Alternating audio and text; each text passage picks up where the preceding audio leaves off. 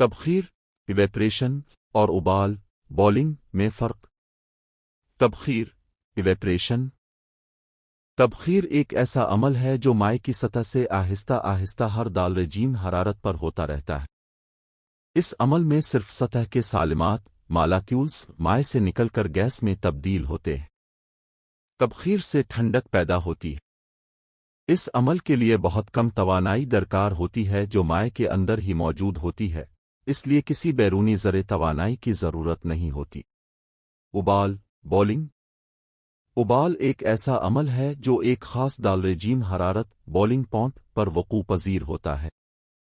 اس دوران پورا مائع یکساں طور پر بخارات میں تبدیل ہوتا ہے۔ مائع کے اندر بلبلے بنتے ہیں جو مسلسل اوپر آتے رہتے ہیں۔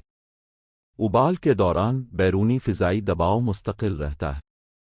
اس عمل کے لیے زیادہ توانائی درکار ہوتی ہے، اس لیے کسی بیرونی ذرے حرارت کی ضرورت ہوتی ہے۔ ابال سے ٹھنڈک پیدا نہیں ہوتی۔ تبخیر پر بیرونی دباؤ ایکسٹرنل پریشر کا اثر۔ ایک بیرونی دباؤ کم ہونے کی صورت میں، جب بیرونی دباؤ کم ہو جاتا ہے تو تبخیر کی رفتار بڑھ جاتی ہے۔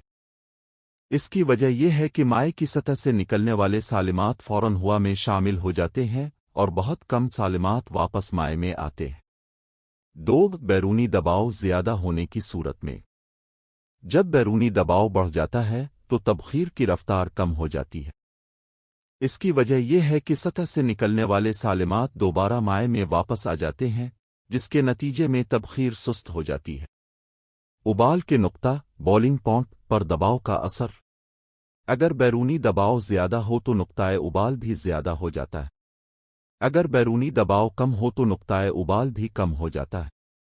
مثال کے طور پر، لاہور میں پانی کا نقطۂ ابال تقریباً 100 ڈگری سیلسیس ہے، جبکہ مری میں بلندی زیادہ ہونے کی وجہ سے فضائی دباؤ کم ہوتا ہے، اس لیے پانی تقریباً 90 ڈگری سیلسیس کے قریب ہی ابلنا شروع ہو جاتا ہے۔ درجہ حرارت کا تبخیر پر اثر۔ درجہ حرارت بڑھنے سے تبخیر کی رفتار بھی بڑھ جاتی ہے، کیونکہ زیادہ سالمات مطلوبہ توانائی حاصل کر لیتے ہیں اور مائع کی سطح سے نکل جاتے ہیں۔ یہ عمل مائع کے ابلنے کے نقطہ تک پہنچنے سے پہلے بھی مسلسل جاری رہتا ہے۔ ایسی مزید ویڈیو کے لیے ہمارے چینل کو سبسکرائب کریں۔